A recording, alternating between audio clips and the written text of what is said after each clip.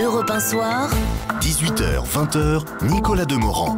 politique. Politique avec Claude Askolovitch. Bonsoir Claude. Bonsoir Nicolas. Et le fait du jour, ce sont les ennuis qui commencent pour Dominique Strauss-Kahn. Oui, DSK qui perd 7 points au baromètre d'avenir Figaro Magazine Sofres. Ça lui laisse encore de la marge, mais ça va faire causer, la preuve on en cause. Et c'est ça le véritable ennui de Dominique Strauss-Kahn. Sans qu'il ne fasse et ne dise rien en France, il fait parler et il rend fou. Dominique Strauss-Kahn rend fou. Il rend fou les commentateurs, il rend fou le petit monde politique et tous les jours de ce petit monde naît un autre bruit, une autre rumeur. Hier et ce matin, c'était, écoutez bien, à la fin mai, Dominique Strauss-Kahn annoncera qu'il ne sera pas candidat à la succession, à sa propre succession au FMI. Ça sera la preuve qu'il revient en France. C'est un bruit qui est venu de nulle part. Il est totalement intraçable. Il n'a aucune consistance, aucune réalité, mais il est là. Il s'est même retrouvé dans le très sérieux éditorial de notre très sérieux et néanmoins ami Alain Duhamel dans Libération, que vous connaissez Nicolas. Vous inquiétez pas, demain il y aura une autre rumeur.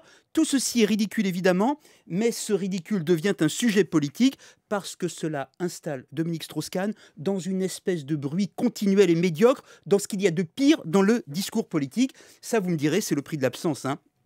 Mais regardez bien, on est en février, le calendrier du PS, juillet pour les primaires, ça nous amène une présence possible physique de DSK cet été ou à la rentrée, donc 5 mois à minima. À ce moment-là, il aura une réalité physique et on espère pour lui programmatique. Et là, il y aura un vrai sujet. Pour l'instant, nous comblons le virtuel. Mais 5 mois de virtuel, et la question est quasi philosophique, Claude, est-ce que ça peut faire du mal au possible candidat Strauss-Kahn ? Oui, évidemment. Et maintenant précisément, il y a quelque chose qui est en train de se jouer métaphoriquement. C'est comme quand les Alliés devaient débarquer en Normandie. L'idée du Feldmarschall Rommel, c'était de les écraser sur les plages ou avant qu'ils débarquent. Et en ce moment, il y a un bombardement sur le bateau Strauss-Kahn avant qu'il ne débarque. Éventuellement, 2 offensives qui se rencontrent.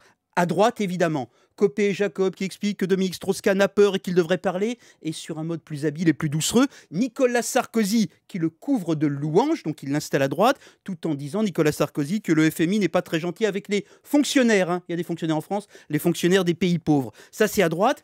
Et cette offensive rencontre l'offensive de Jean-Luc Mélenchon qui insiste tous les jours, qui va tous les jours un peu plus loin. Il vient de traiter Dominique Strauss-Kahn d'imbécile sur une radio concurrente. Il tape toujours au même endroit sur le FMI qui affame les peuples et Strauss-Kahn qui est du FMI et qui n'est pas de gauche et qui n'est pas vraiment de gauche. C'est une vieille tactique de boxeur. Pour ceux qui connaissent ce sport, on tape toujours au même endroit et à un moment donné l'adversaire peut tomber ou en tout cas ça peut s'installer et ça peut rencontrer une actualité. Cette fameuse vidéo, on voit Dominique Strauss-Kahn qui félicite le régime de Ben Ali pour ses bonnes performances économiques. Donc il y a un sujet, DSK est-il de gauche ? Pas un sujet à éviter, hein. S'il revient un jour, il devra répondre à cette question, mais en ce moment il y a quelque chose de curieux.